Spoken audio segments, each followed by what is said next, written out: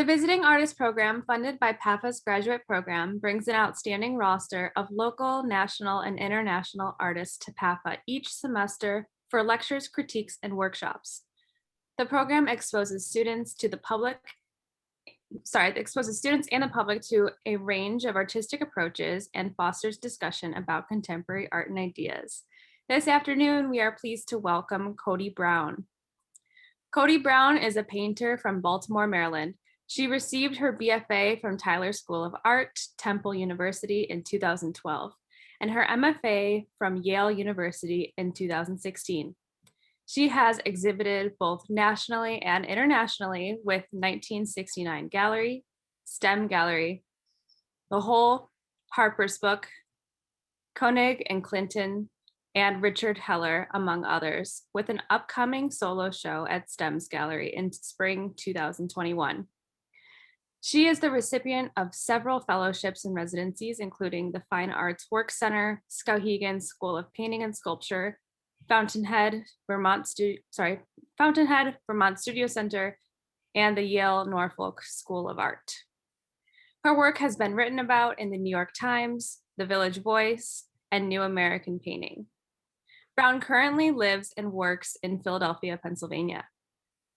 Please give a warm welcome to Coady. And Coady, you are able to share your screen with us now, so you can go ahead and do that.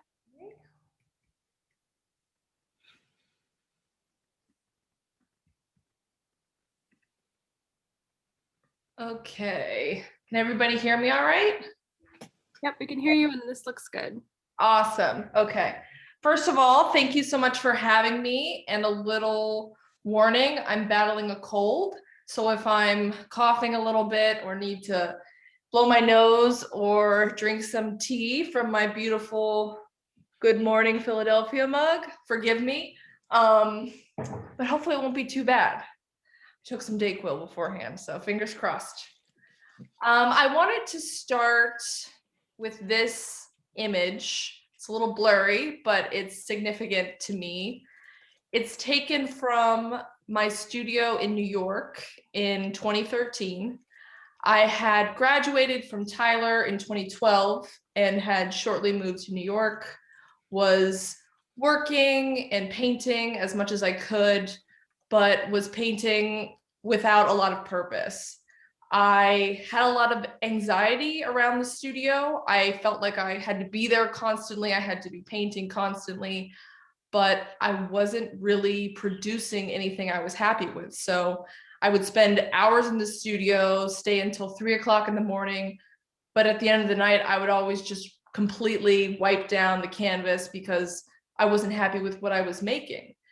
And at the time, I was really kind of set on myself as being an abstract painter. I had kind of a very romantic idea about abstract painting, and I think it was helped by the fact that my first professor of painting was Donna Nelson at Tyler, and I loved her understanding of art so much, her real embrace of materiality, of process, and of letting the material do so much of the work and to speak to you. And I really, and I think like a lot of undergraduates do, and just being a passionate person in a field is we're so subjected to the people we admire and kind of the way they work and the way they think. And while that's all fine and good, I think sometimes it can force us to hold on to ideas that aren't our own and kind of pigeonhole ourselves into what we should be rather than what we're drawn to. So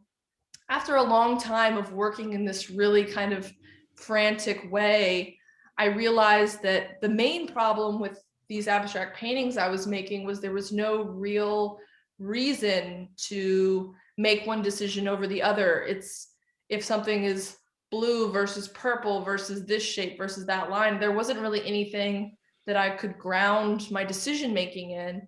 So feeling so kind of completely spent and lost and overwhelmed, I decided that I really wanted to go back to something that was fundamental and that I knew I could draw on and that was stable and a constant resource. So I decided to start making these series of self-portraits, kind of the opposite of what I was doing.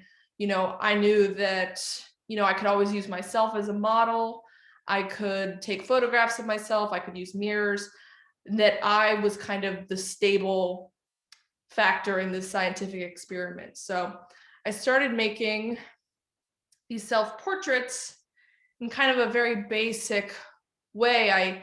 If you can kind of see underneath the black of the painting, there's this kind of washes of different colors. This was kind of, I had covered up these abstract paintings with this black paint and then had kind of carved into them this bedroom scene and this self-portrait. And it felt really good to make these paintings because they felt so direct. They felt very vulnerable in a way that made me really uncomfortable, because I think that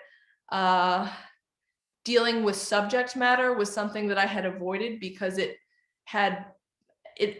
would force me to really kind of be clear about what I wanted to talk about. If I wanted to talk about the body, if I wanted to talk about sexuality, those are kind of scary things to just lay bare. And I think that can kind of come naturally for some artists who feel very comfortable being open about, maybe some more personal elements. But for me, it took me a while to kind of get there. And so these self-portraits were really helpful for me. And making them, these kind of black paintings, were a sort of way to enter into, how to use light and dark, how to use color as a light source, how to kind of access this nocturnal space that I was interested in, where, I feel that the figure is particularly exposed or vulnerable in these kind of bedroom scenes. And that, was a real kind of breaking point for me early on. And I always include some studio shots because I just always think it's fun seeing studios. So this is that same studio in New York in 2013, 2014, right before I went back to school. So I started grad school the following fall. But I got a lot out of this time in my life, even though it was difficult. But I just realized a lot of important things in this space. And this is beginning of grad school, so clearly hadn't learned as many lessons as I thought, continuing to kind of like wade in this muck of making. And excuse me,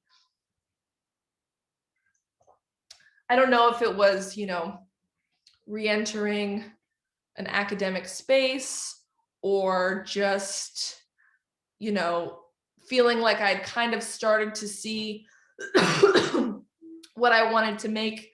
But I kind of reverted back to this messiness and this kind of covering of things completely. And, one thing that never changed throughout all this is my love for material.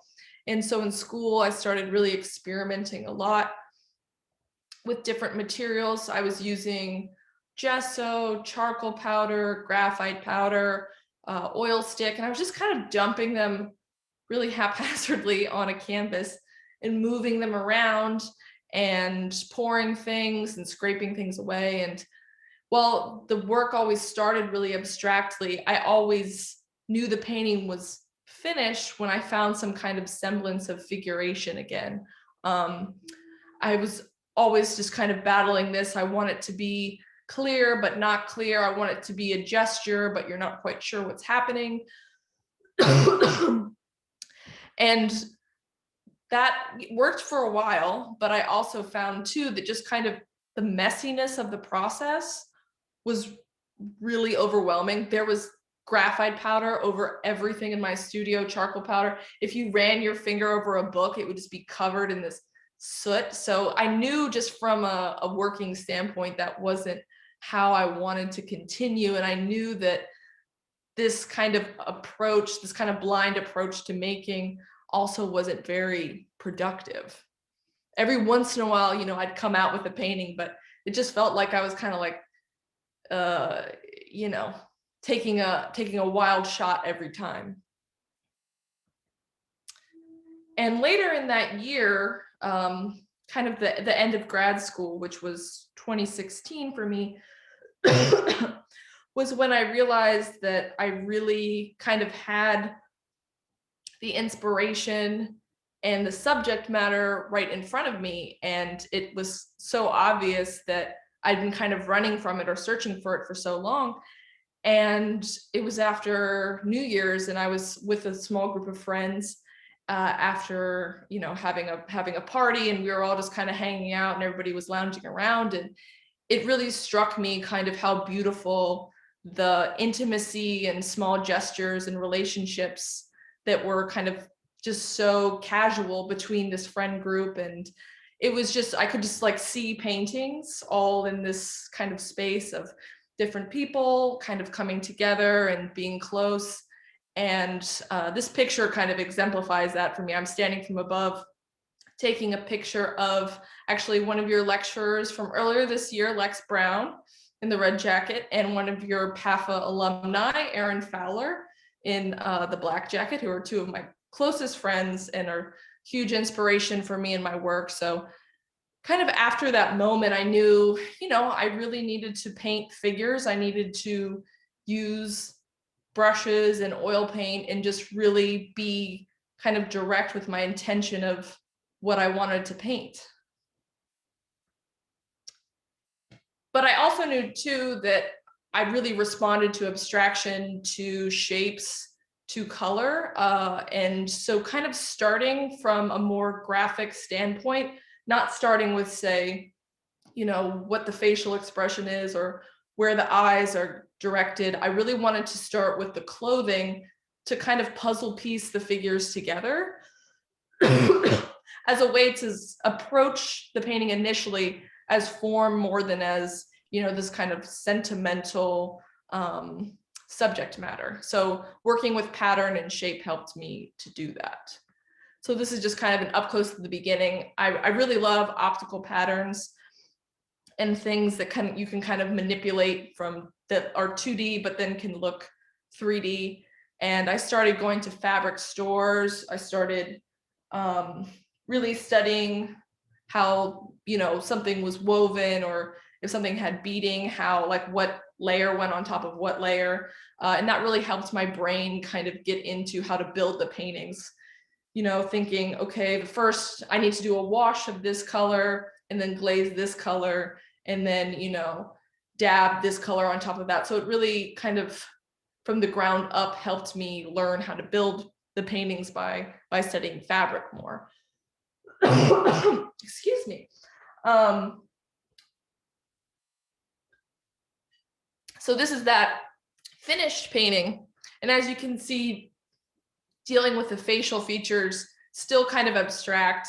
At that point, I really wasn't quite sure how I wanted to handle that space. So I wanted to just deal with the figure more kind of openly and dealing with color and gesture rather than solidifying every aspect of the body. And one thing that was really important that I took from school was I actually had a critic tell me that I really just needed to clean my studio. I needed to organize my palette. I needed to throw out things I wasn't using. I needed to think about color more in a more organized way. I needed to clean my palette. Like I remember my painting cart was just a mess. And she pointed to it and she's like, what are you doing? Like, this is your brain. This is symbolic of your brain. If it's a mess, you're going to be a mess. So why don't you deal with that, clear everything out, and see what you have left from there onward. And I had realized I was holding on to kind of a lot of that chaos and junk because it was comfortable. It was still kind of this remnant of this chaos of making that I think I had romanticized and had indulged for a long time. But that was such a game changer for me, was just really figuring out how to lay out my palette, how to keep my studio organized, because from there I had the ability to think and see clearly and make with this kind of openness that I wasn't able to before. excuse me. And to talk about figuration, I think one of my hesitancies for a long time in avoiding figuration, of course, was this kind of large art history that it comes with, and especially painting female figures. I'm sure like many of you, have been going to museums since you were teenagers and looking at these kind of old masters paintings. This is a Matisse painting. And I love these paintings. This is a Modigliani painting. had a really hard time finding good Google images, so I love the art handler white glove involved in this image. But I think these paintings are fantastic, but they also make me really uncomfortable, not because of the nudity or the exposure of it, but because it just always made me wonder, who are these women? Are they models? Are they girlfriends? Are they like, what is their dynamic in this relationship?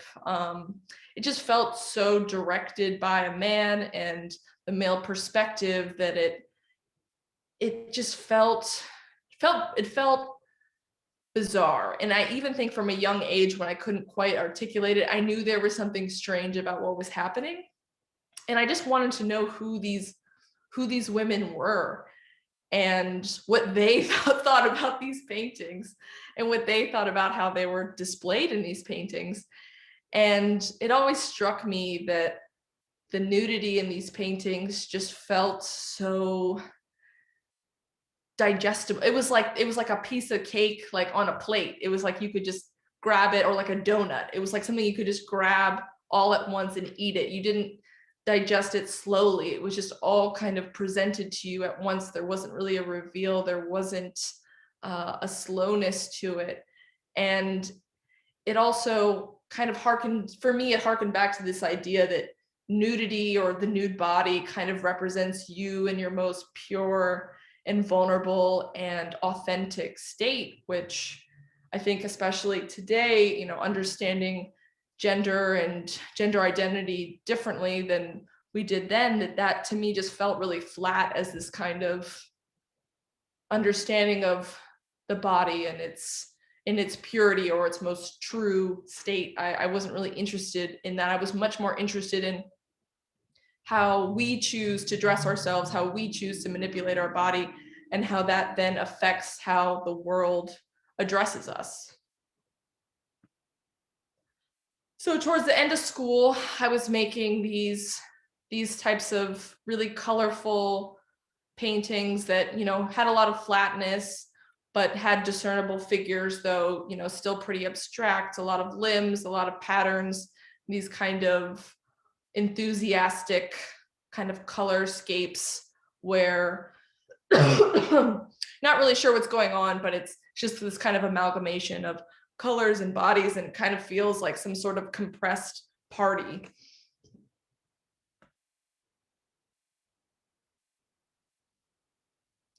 And two, thinking about the exchange between the figures in this, flat space, gesturing one towards the other, where gaze is going, and how the dynamics were playing out between figures within these spaces.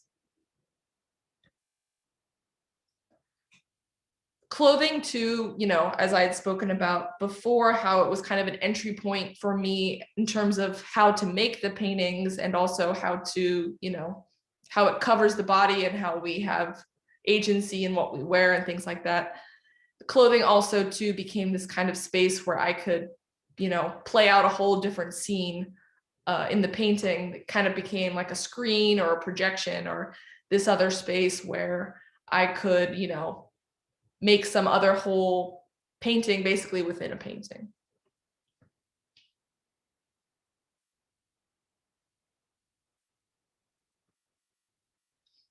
And as I continued to kind of work in this way, I started incorporating, more patterns, more textures, things like that. And I really loved how I could work with both optical patterns, things that would flatten the image, things that made, shapes appear more rendered or round. So kind of this interplay of flat and rendered, was starting to me to make sense in how I wanted to express the body as something that's luscious and full, but also flat and kind of scattered and more like pieces rather than a whole form, something that kind of develops in iterations rather than is one fully realized cohesive form.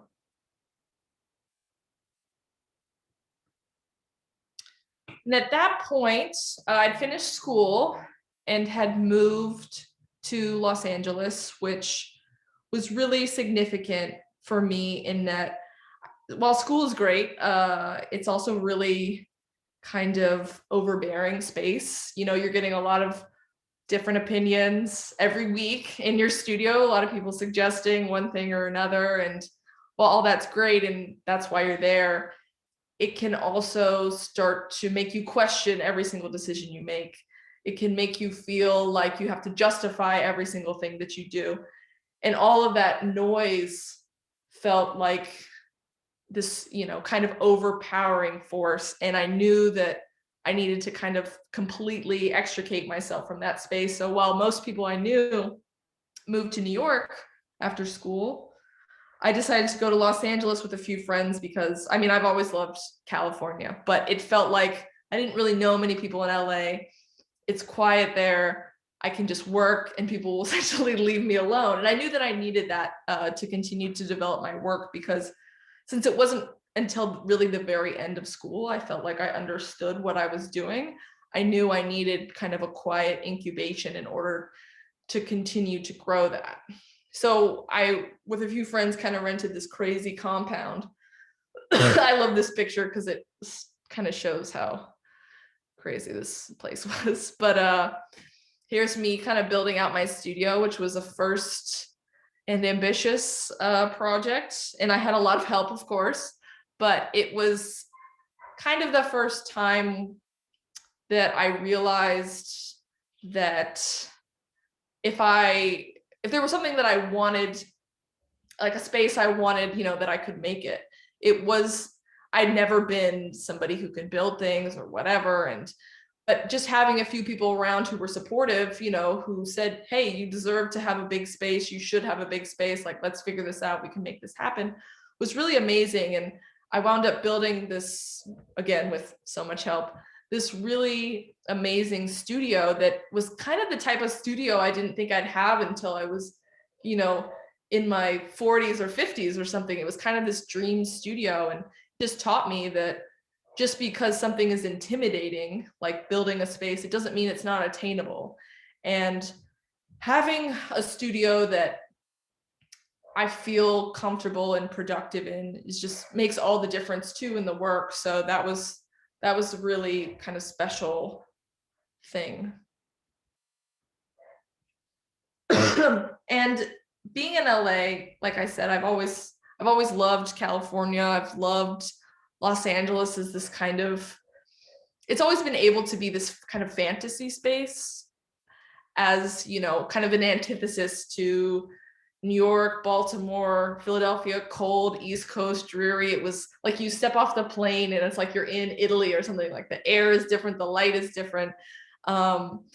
It just was able to be this kind of perfect dreamscape in my mind. And while of course the reality of living in Los Angeles is very different, I still was able to kind of hold on to this magically real atmosphere. And it really inspired a lot of the paintings in terms of allowing me to kind of start to play with scale, play with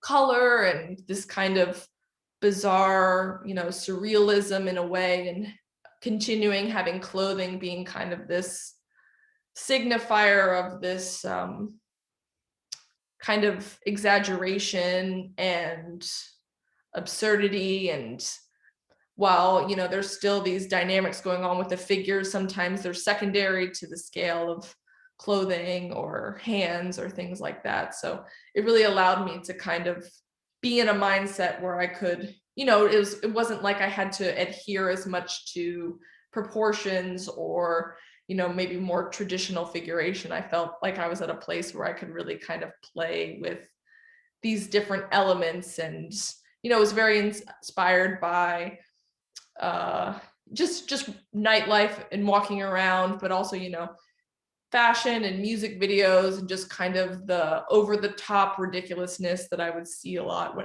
when I was out in LA.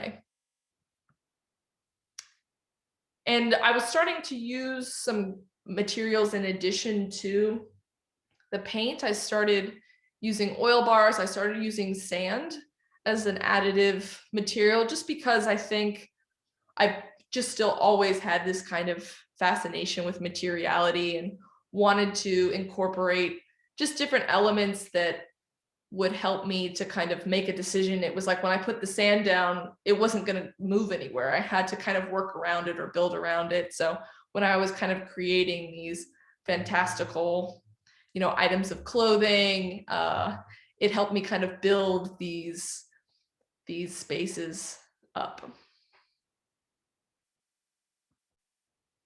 And when I was out there, I also really kind of came to terms with how important drawing is to my paintings. I always loved drawing, but I think, again, going back to this anxiety of painting, drawing is so slow, it's so meditative, it's so kind of really just encompassed in like a small area, it's you and your notepad and things like that. It has this quietude to it that I think was essentially the polar opposite of painting, which is always this kind of wild, exuberant act. But I realized that I really needed to figure out a very kind of concise line drawing before I made the paintings, that I could go crazy with color and with pattern and with light in the paintings. But beforehand, I needed the structure of a line drawing just to make sure that the composition was solid. And from there, I could figure out everything else. So it was out in LA that I realized, instead of starting, from one of the first few images I showed where I was starting with kind of the pattern and the color, I needed to start with a line drawing to be able just to figure out where things went. And that really made things so much easier in the end, because, I could change things and play around.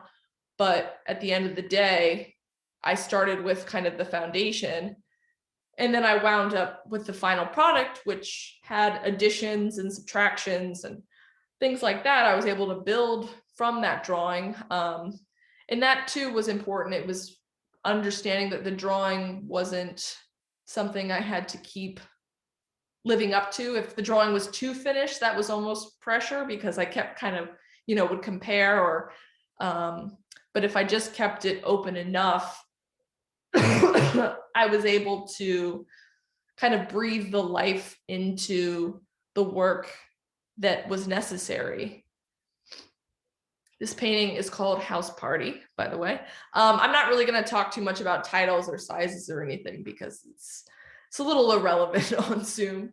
So if you have more questions about that, we can talk about size and things later, but I'll just move forward from there. And just to go back a little bit, again, making these kind of social paintings, this kind of house party scene of this, social gathering, having all these kind of micro interactions between figures, and this kind of coming and going, and wanting it to be a flat kind of compressed space, but still recognizing that there's movement and tensions and the different kind of optical illusions happening at once.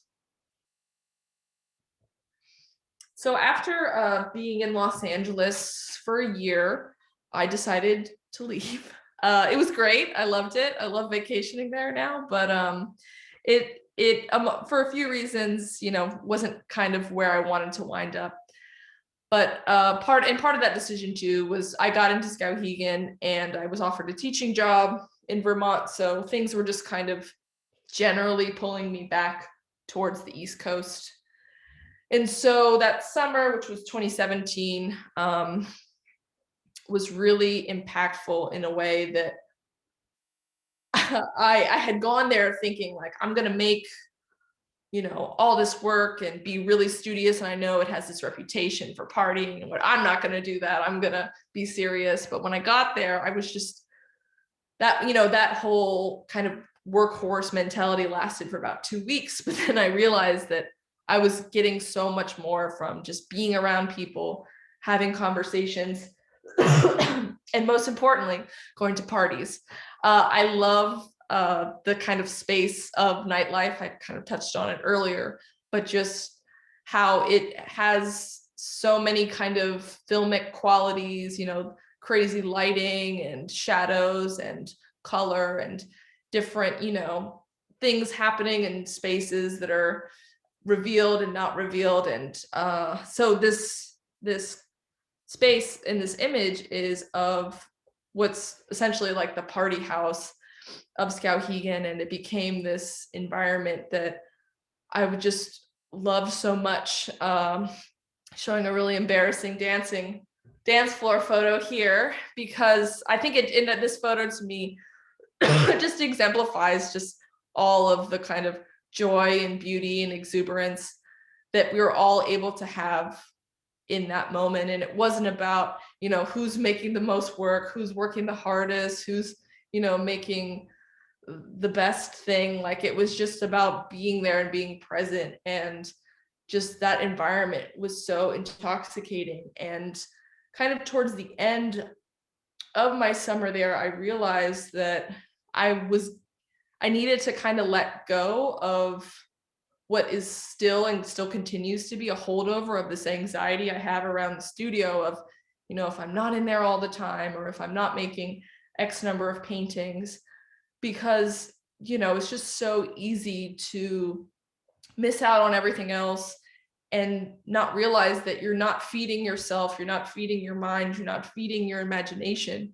if you're not allowing yourself the permission to just explore your other your other hobbies, your other passions, your other fuel for life. And it was just such an important reminder to me that life is so necessary to my work, and that there are going to be periods in our lives where we work a lot, where we don't work a lot, and that we need to kind of forgive ourselves and just be grateful for when we do have opportunities where we can just kind of enjoy the space that we're in, and not define ourselves so much by what we make and what we produce.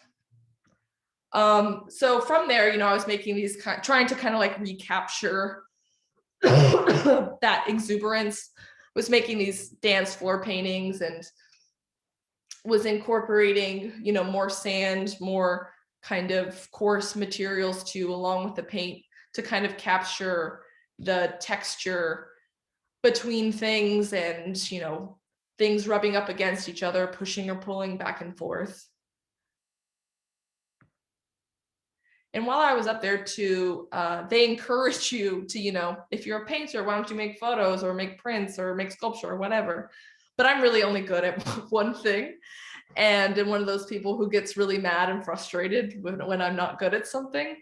So I was like, well, I'm not going to make some like really crappy chicken wire sculpture or whatever, but maybe I can like make something else in my paintings that's different. So I was at the Walmart, because that's really all that's up there, and was in the pet aisle, and I found this bird seed that had this really interesting texture to it.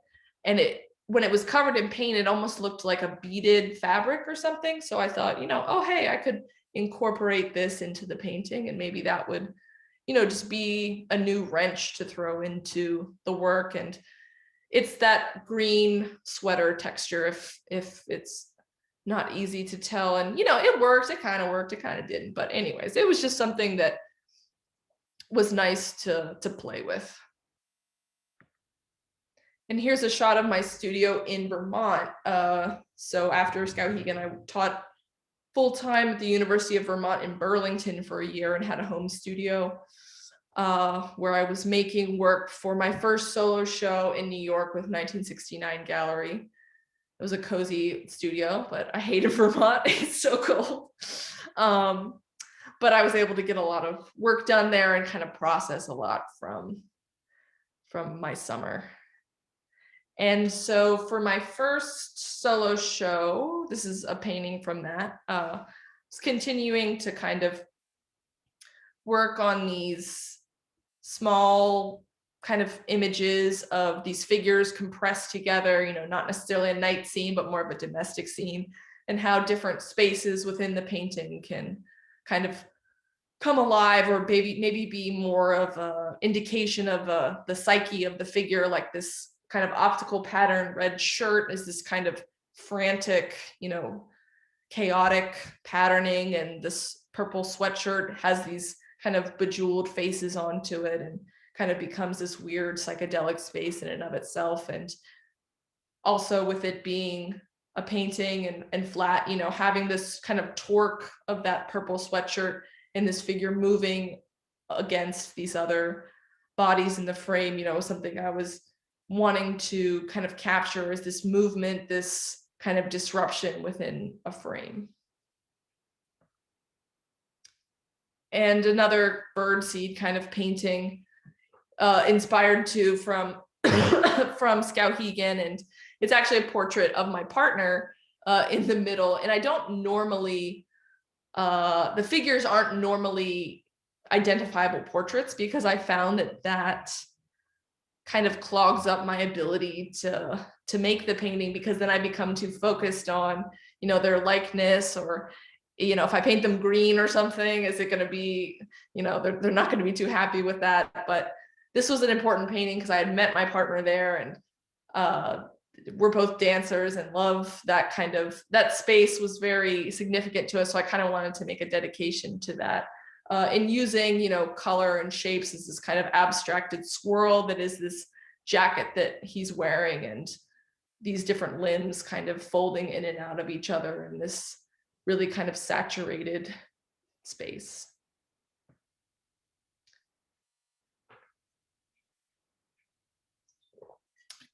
So still playing with color and the like t-shirt or jacket as this kind of blank screen or something that I could project this, you know, neon sign, abstract, psychedelic kind of figuration on top of, almost like the body is absorbing the space around it. It becomes this kind of vacuum for everything that's occurring.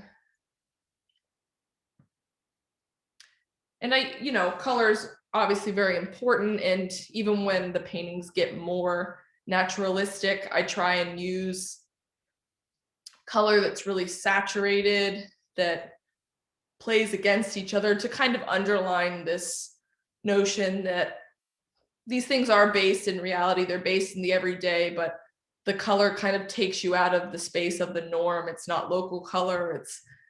It's kind of hyper color. It's exaggerated color. It's very melodramatic color, to kind of underline the pathos of the painting. And this painting is called Hypnosis. I really, for a long time, wanted to make these hypnosis paintings, or the idea of this figure being under the spell of another. And I think this one worked, but, you know, sometimes it became a little too direct or too obvious. But I liked the interplay of this one. And there was a summer in between Vermont and another residency where I didn't have a studio, and I spent that whole summer just drawing in my mom's basement. And that was such a productive time for me.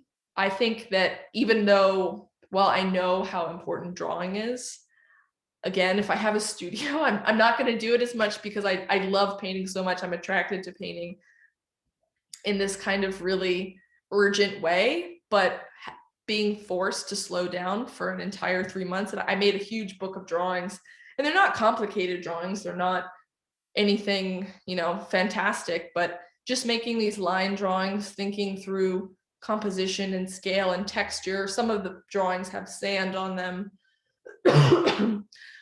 Was just so freeing too, because of course paper feels so much less precious. And it also forced me to really be exacting in what I wanted to make. Like a lot of times when I started painting, something, can be vague. Oh, their hand gesture can be vague. Their expression can be vague. Their, what's happening in the background. Oh, I'll figure that out later. But in the drawings, because you're using such precise tools, you have to be really kind of clear about what it is you're making. So that was a good kind of discipline for me to force myself to be very clear in what it was I wanted to make. And that's just a close-up of one of the pen drawings.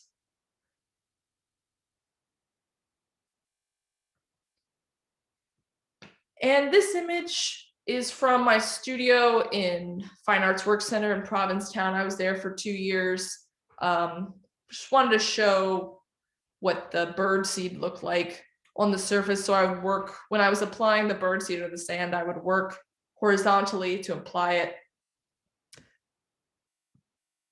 You can see kind of on the left, these like nasty looking bowls. I would mix up the paint and the medium and color and kind of apply it to the surface.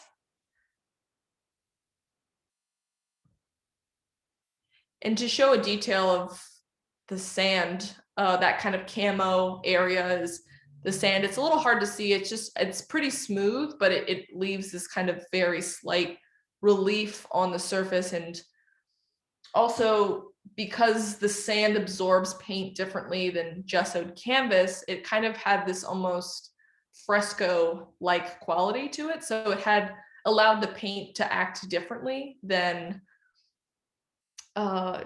it applied to the gessoed canvas. So again, I really, for a long time, it served me to have something like, sand plastered onto a canvas, which then I couldn't wipe that down. I couldn't remove it. It was like a compositional decision I was forced to work around. And that was a productive challenge for me for a long time. But not so much anymore. But I think it's important to remember that something is allowed to serve you for a period and then you let it go and things can come back, but to kind of know when things have served their purpose and when, you're ready to kind of move forward. I think it's easy to identify something with, oh, that's how I work. But it's good to just always remember that you're not bound to any way of working your material. Things have phases and things like that. And it's important to experiment, but also just important to not make anything harder for yourself. And if you need to abandon something, there's no reason not to.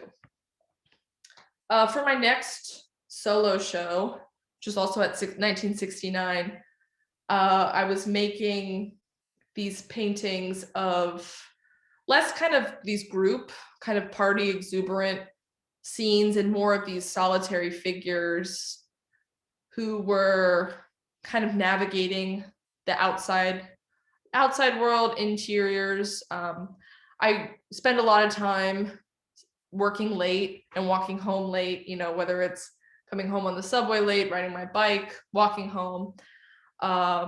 Just, as a solo female identifying figure in the world, there's a lot of paranoia, rightfully so, when you're walking home. There's a lot of weird interactions.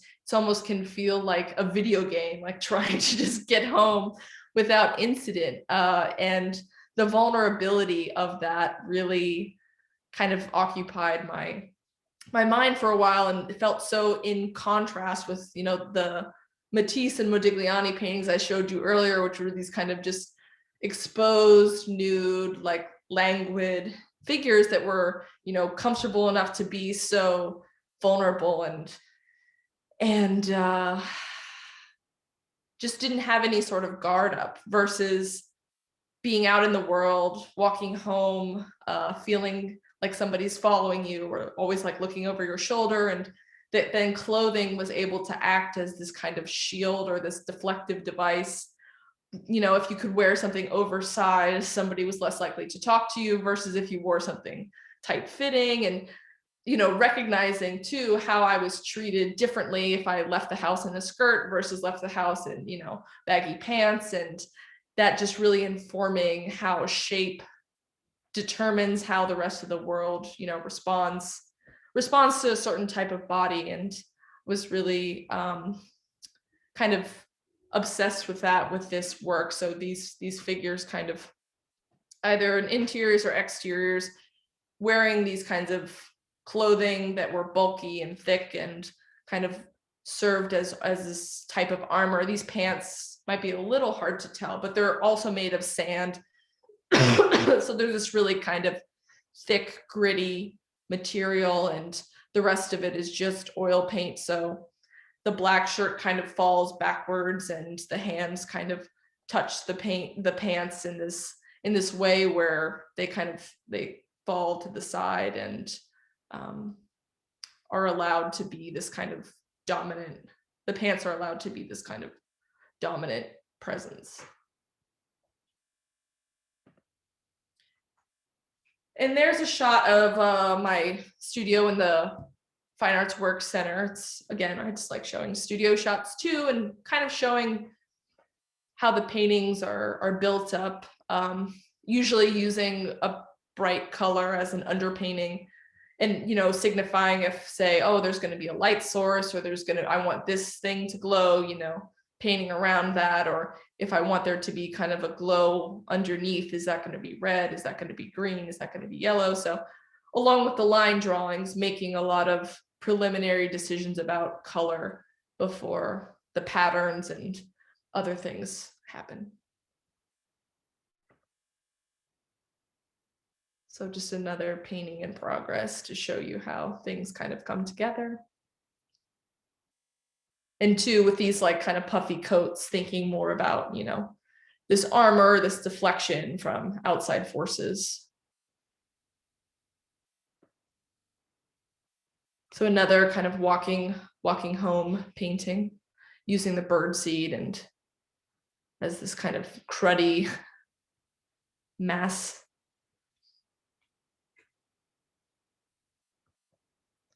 And just to show another drawing in color as a preliminary step before painting. So to show between this drawing and this painting was pretty large too. For me, I don't work super big. This was maybe 72 by 60 or something, which was the largest painting I had worked on in a while.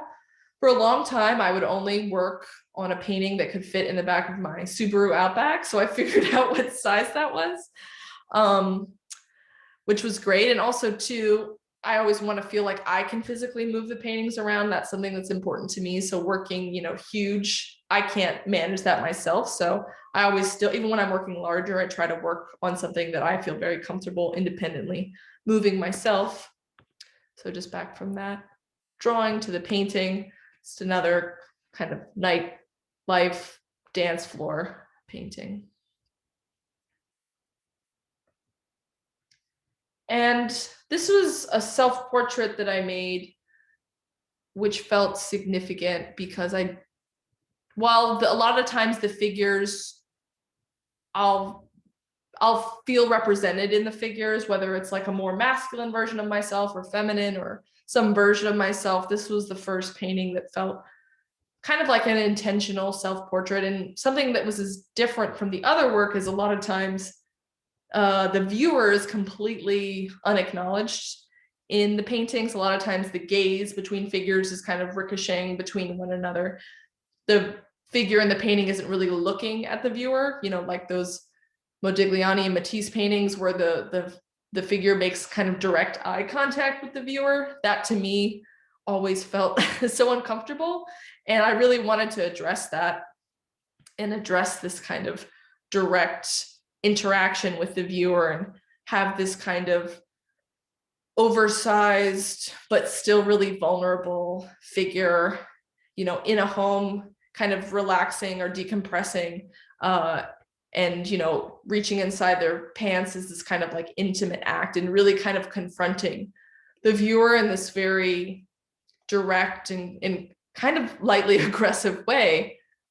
And I think a lot about artists who work with gender and expectations of gender presentation, things like that. Of course, someone like Sarah Lucas and her self-portrait with fried eggs. I think it's just, this image is just so incredible to me, and is such a humorous, bizarre kind of antithesis to all of my anxieties and concerns about, you know, how we have been portrayed, but then how we can be portrayed if we want to. So that image really kind of, in maybe a less obvious way, but in my thinking, inspired this piece.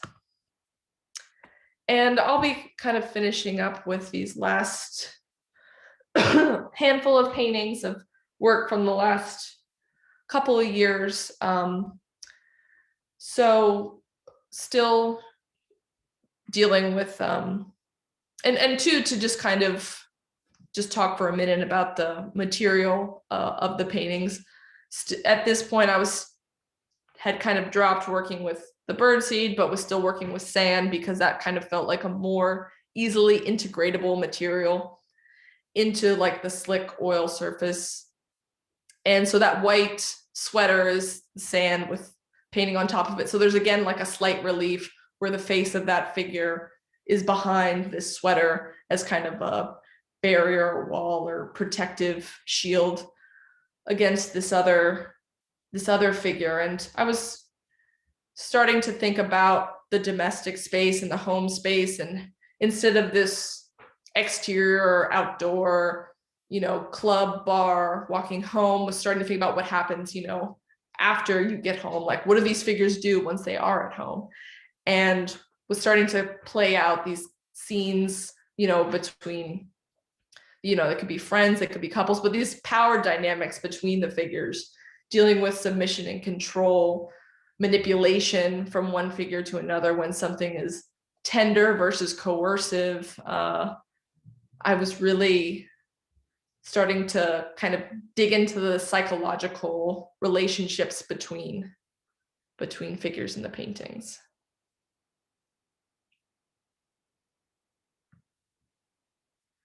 And, you know, when something can feel tender versus when something can feel, you know, if somebody's touching your face, obviously, that's such, there are few people who can touch your face, right? It's like your mother, your grandma, like your partner, something like that. But how, you know, something so tender could devolve into something more aggressive or violent, and just the fragility between that line is interesting to me. And with these paintings, I started to play with scale more. So the hands are really oversized compared to the size of the painting. The face is larger. So really wanting to, instead of these kind of overall scenes, starting to zoom in more on certain things, emphasize certain things with scale and with cropping.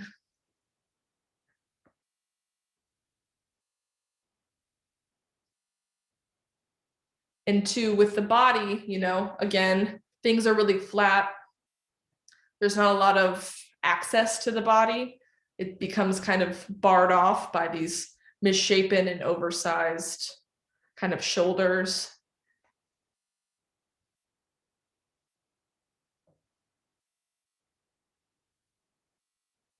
And location has a lot of influence on what I'm making. This last few paintings I made when I was in Miami, and Miami is an interesting city for a lot of reasons, but I think Philadelphia does too, but a lot of cities, you know, are transitioning their streetlights from incandescent to LED. So streetlight is really white instead of really orange, and which has a completely different feel. It's, you know, very warm and romantic versus very clinical and kind of nauseating. And in Miami, when so many buildings are painted pink and orange and there's so much greenery, and their streetlights are really these kind of warm, hot, sticky orange color, it was such a beautiful filmic kind of landscape, and just driving around and, you know, catching glimpses of different people and interactions and things. It was a really inspiring space for me. So depending on where I am, influences a lot of my palette and things like that. Another Miami painting.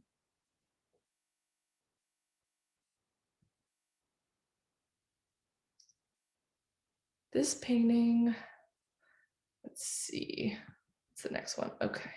So I made a small group of paintings. It turned into kind of a solo show, but it was for an art fair. But again, kind of working with what happens when these figures come home. What is the headspace, the emotional space, what is the dynamic kind of behind closed doors? And is something, how can you kind of meet in the middle between two people who might be so close, but what are the boundaries still between them? What are the bizarre intimacies that can kind of unfold in that space? Obviously having your foot on someone is a very you wouldn't allow many people to do that. So kind of just the small interactions that are indicative of so much of a dynamic between figures. This painting is called Days In, which was, I guess, a little foreshadowing to quarantine. It was made in February 2020. And again, dealing with scale and kind of the zoomed in, almost caught, what's it like to catch a person so close? Similar here with just really zooming in on the figure. And unlike how I haven't really dealt with expression before, it was more about body language or more about abstracting the body. As of late, I've been wanting to more get into kind of the individuality of the figure, the expression of the figure, maybe fleshing them out more as kind of characters in the paintings.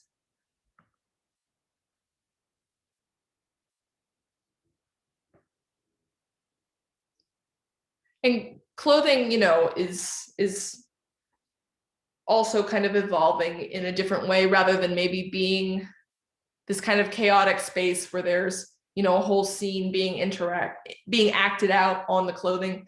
I'm thinking more about existing clothing and how it affects our body, like a really scratchy, tight lace kind of works to constrict this figure. It provides this kind of rigidity and this discipline to this figure.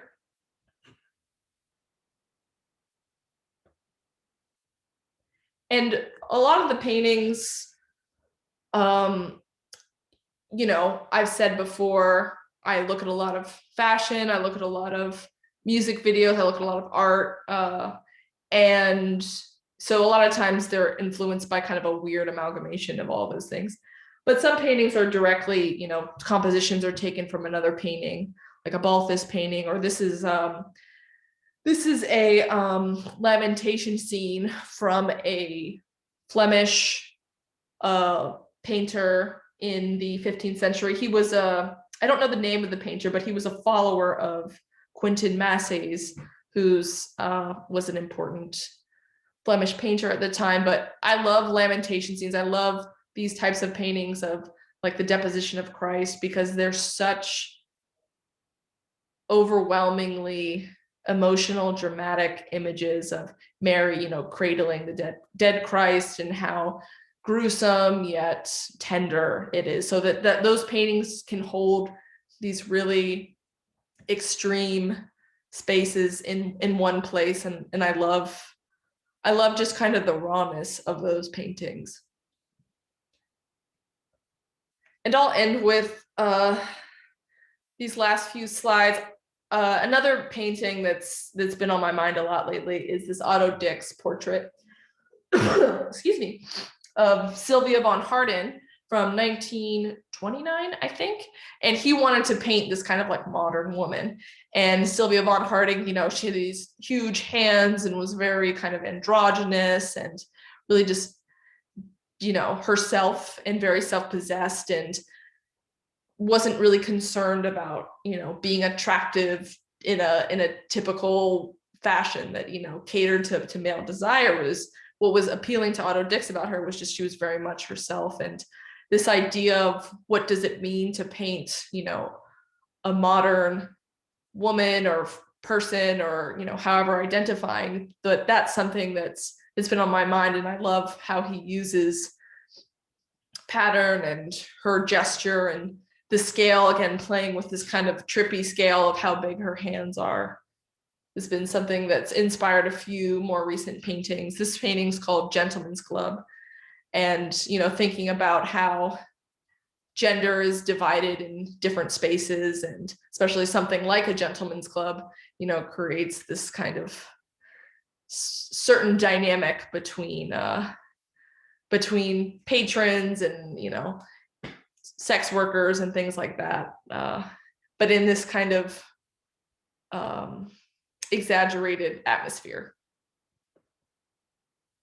And I'll end with this painting, which is from a more recent body of work, again wanting to kind of paint this whatever idea of what a contemporary figure is. And, you know, the quarantine has definitely influenced kind of the last body of work that I've made, and dealing with being on the outside, looking in on the other people's windows and realizing that their whole world is kind of happening in this one space, and how we're not really able to witness what's going on, but we can walk by and kind of project what's happening. So this figure standing outside of someone's home, kind of having absorbed whatever they've seen, and confronting the viewer with that. So that's all. So thank you.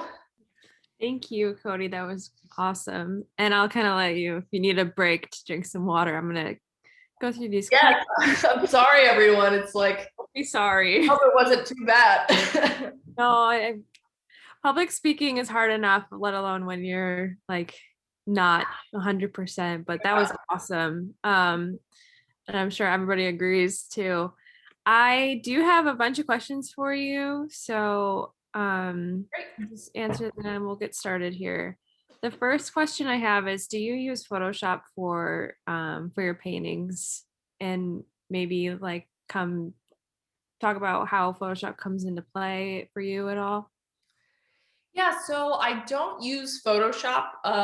I you know, start with the drawings, and then as the paintings develop, if I get stuck, I actually use this program called Procreate, where you can draw on top. So it's not Photoshop as in you're manipulating it with tools, but you can directly draw, and they have different, I'm sure some of you are familiar with it, but you can use different textures and painting tools to work on top of the image. So I got that program a few years ago, so that's been really helpful too, and just saving time and able to make decisions, you know, once you have the painting going but you're stuck.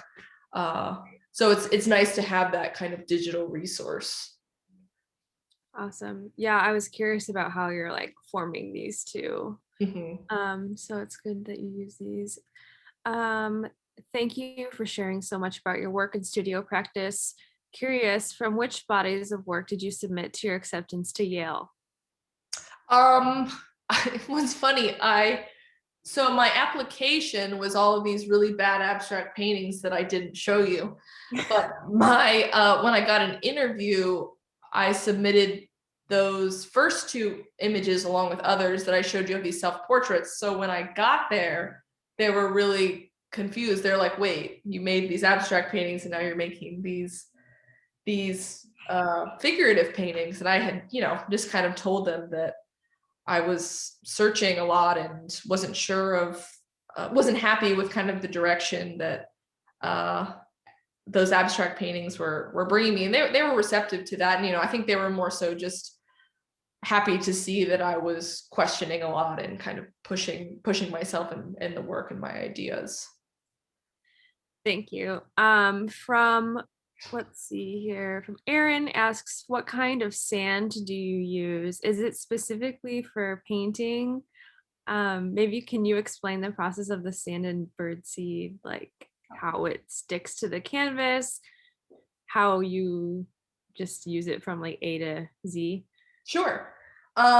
No special sand.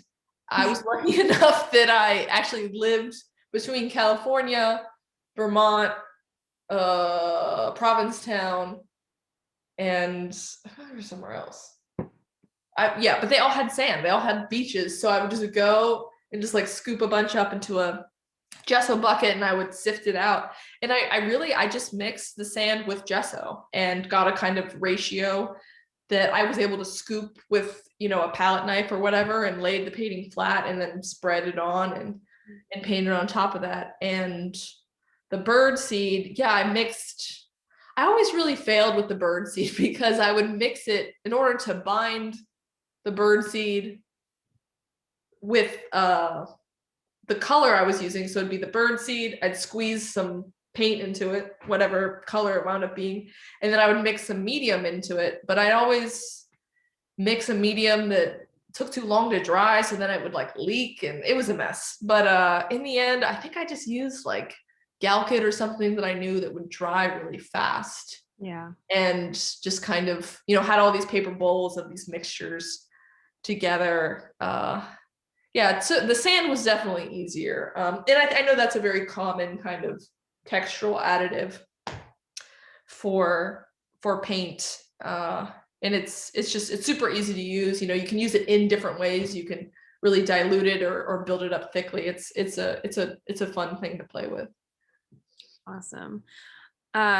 So when I look at your work, I am drawn to the borders first, and then met with usually like a texture pattern that I take a second to decipher, and then like immediately like impounded by some type of figure or face or emotion or something like that. That seems to be the process of my understanding of your work.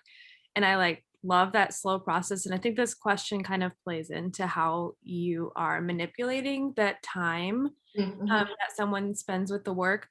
They wrote, "Thank you for the wonderful lecture. I love your paintings, or I love how your paintings really explore the boundaries of space, sometimes squashing your figures. And it reminds me of Charles Altieri's work, Scale, Boundaries, and Frames. Are scale, boundaries, and frames are how artists affect their audience. Could you say something about scale, boundaries, and framing space in your paintings?" Yeah, that's a great question. I remember looking at it was a Bonnard painting, and it was this painting of a table, and then there were like some figures in the back, and it was between the orientation of the table, the objects on the table, and the way that he painted the tablecloth with like different swatches of color. It just like, you were very slow. It was like you like crawled through the table up to the top, and it blew my mind how he could control that. And I think that normally our brains, if we see a figure, we want to like fill in that space, so our eyes go to that first, but he was able to manipulate that. And I do think about that a lot, of how I want the viewer to enter the painting, the pace I want them to enter the painting, where I want them to stay, and how I want them to leave. And by no means does that mean I accomplish all of that, but I think that it's important to know what devices speed up or slow down those things. Like, does something being backlit make you look at one thing before you look at another? Does say the painting that's up right now, like, do you look at the color before you look at the figure? Like, how knowing that certain conditions of lighting or color or scale too can kind of emphasize those things. So that's definitely something that I consider, because it is important to me, what you look at first, what you look at second, what you discover at the end, as kind of a whole cycle of the viewing process. So I don't know if I quite answered that question, but I also, to kind of supplement that,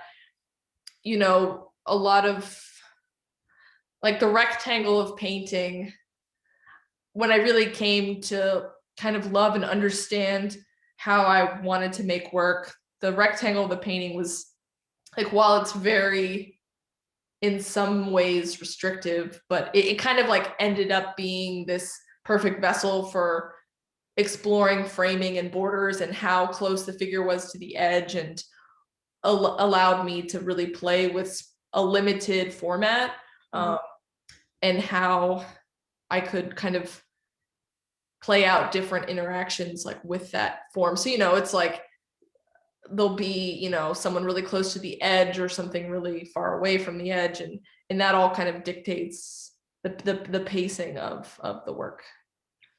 Okay, awesome. Yeah, they like lose, I don't know, I lose like my instinct for facial recognition when I look at their work. I'm like mind blowing every time. Um, let's see. I know that you mentioned that you went to fabric stores to look at patterns. Have you ever considered collaging the fabric directly into your work? Or do you prefer generously, laboriously hand painting these patterns? I have thought about that, and I've also thought about, things like screen printing or something, but I think doing it by hand, and of course like the mess ups that happen, or if I'm trying to replicate a pattern, I'm going to do it my kind of own fudged way. I'm never going to understand it fully, and nor do I want to. It's more so about having an impression of how the way something works, and then putting that aside, and then just going with what I've created, and figuring out how it works within the boundaries that I've set up. So yeah, I would say no to that, because the errors or the kind of peculiarities that come out from doing something by hand really can even change something in the painting. Like if it starts to kind of bend in a weird way, that can, especially with like the optical patterns, how they kind of zoom in and out, playing with that and doing it wrong essentially, I've found to be really fun, and kind of tap into more of the weird, bizarre, kind of scattered feeling that sometimes doing something by hand can produce. Awesome. So you mentioned earlier kind of how you like extracted vulnerable and true like nude self, but through the use of the clothing we choose to put on our bodies, and how we identify ourselves in that way, and how it like becomes a truer version than the nude paintings we're used to looking at in art history. This question is like kind of diving into the symbolism between some of the objects that you use. So it's very specific, but can you talk about the umbrellas that are in many of your paintings, the significance of the umbrella? Is it its shape? Is it something else? And then maybe if there are other objects that are like the umbrella, talk about those too.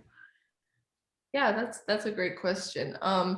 I love the umbrella as this kind of, again, like a shield, but also was a little threatening because it obscures your view. You need it to move in a heavy rain, but it also could be, what obstructs your view from seeing something that's dangerous, or but I love that it became this kind of, yeah, it was like a shield or something, as an extension of the body, and also too just as a framing device. I mean, I think it's when things have a significance but also a like compositional importance. It's my favorite when those things can kind of come together. So I love the way that it frames the body, how it can obscure part of the body or crop part of the body, but then become this, kind of, or it can become a weapon. Like it's in one of the more recent umbrella paintings I did, it's kind of emphasized like the metal handle, and in this moment of, feeling like walking around, even if you are with somebody, but just in, the tensions that we're all feeling, different groups, that somebody could say something to you on the street, or come at you about something, that you have this kind of ready-made weapon with you, as something that's meant to protect you from the rain, but that also could be turned on someone else if necessary. All right, we are already 2 minutes over time, and Coady has to give her critiques and she needs a break before she does that. But I do have a lot of questions still. Do you feel comfortable taking a couple more, maybe like 2 or 3 more? Yeah, no, that's fine. Okay. And I'm then, good. okay, but we'll make sure we don't go past like 110 then, okay? Um, so we'll do a little rapid fire one. Do you ever use airbrush in your paintings? I tried to make some airbrush drawings, but I don't have the patience for cleaning the tool. My partner does it and it drives me crazy. I bought one and I like messed around with it and I was like, you can have this. This is not for me. So a lot of respect to people who use it because you have to really be ardent about cleaning it, and that's just not for me. Have you ever worked with projecting your drawings onto the canvas to lock down the composition, or do you redraw the drawing over and over again? I don't project them. It would be easier if I did, especially too when I will always like roughly estimate, okay, this drawing would fit on a, 5 by 6 foot painting, but then it will wind up being a little too long or a little too short or whatever. So I always just kind of stretch things, but kind of like the hand painting, the pattern thing, I just always find that when I'm forced to deal with my own errors, like the drawing's not quite the same as the sketch, or the space doesn't quite fill in the way that I thought it would, I have to problem solve, and so much of art making is problem solving. And I find the more and more I have to use that muscle versus say something works out perfectly, I'm better for it because I have to come up with a solution. So I like to just do it by hands, but it does definitely, it can take a whole day to, get just the line drawing right, for sure. It takes a while. And then basically 2 more here. So David Dempelfro, always love always loved your use of saturated color and appreciate how you depict personal translations of your effective responses to social spaces / situations that you are living through. What practicing artists, Gahi Park in parentheses, are your paintings in dialogue with, and do these relationships help you dive more deeply into your own story? Absolutely. Gahi, I actually just talked to her yesterday. She was the one I was coughing with on the phone. She was like, you need to get some Dayquil or something before you have this lecture. Yeah, I mean, I feel really lucky that I have a lot of peers that I'm really enamored. I would be enamored with their work if I didn't know them. She and I went to undergrad together at Tyler, and I'm constantly inspired by her work. Absolutely. So many peers. Alina Perez. I was at Skowhegan and the Fine Arts Work Center with her. So many people I meet, in undergrad, but also at residencies. Residencies have really fulfilled a lot of my community. Grad school was hard for me. I was kind of a mess. So I found a lot more of my community in residencies afterwards. So yeah, there's just so many. There's so many. I really admire two artists who draw a lot. So someone like Alina, someone like Gahi. I find that that's always the artists that I love the most, who are really diligent drawers. Angela Dufresne, she's one of them too. And I mean, yeah, there's so many. There's so many people and peers that I love. And even two people who don't make work that look like mine. Like I think Aaron Fowler is a great example. I am constantly in awe of his work, and in some ways it shares similarities, but it's more about how, his work is much more sculptural, but how he uses scale like no one I've ever seen before. And that is so unbelievably impactful when you see that work. And because his mind is always like, what if it was 10 feet long? What if it, and it sounds kind of crazy, but once you see it in person, it's you can feel the impact of it on your body and how you absorb something when it's pushed kind of to its extreme. So I really love it when people kind of are big, who are artists who are big dreamers, and Aaron is definitely one of them. So drawers and dreamers, I guess, are the people who inspire me, because one, makes me feel more disciplined, like I should draw more, I should do that. And then again, it's like building the studio. It's like something I never would think I could do, but if one person, kind of tells you it's possible, you start to say to yourself, oh, maybe I could do that. So people whose work is super ambitious, I also get a lot of gratification and inspiration from. This last comment it says it's from Fair Housing Project. No questions to add here. Just wanted to say hi from Burlington, Vermont. You've left a footprint here, even though the weather chased you away. And thank you for sharing so much about your process. There's lots to pull away. And then again, I just wanted to thank you again for coming to talk here today and being so generous, especially with your time. And that will conclude our lecture for today. I apologize that we went a little over time, but hopefully it's worth it. So thank you everybody for coming today. And we're gonna let Cody go take a break before she does student critiques. You can find her work. The name of your website is Just codybrown.com. And we will see you all next time. So everyone say bye. Thank you, everyone. Cody, if you want to pull up the chat, you'll probably get a lot of messages that are thanking you and okay. fun things to read. Okay. All right. We'll see you all again soon. Thank you. You all.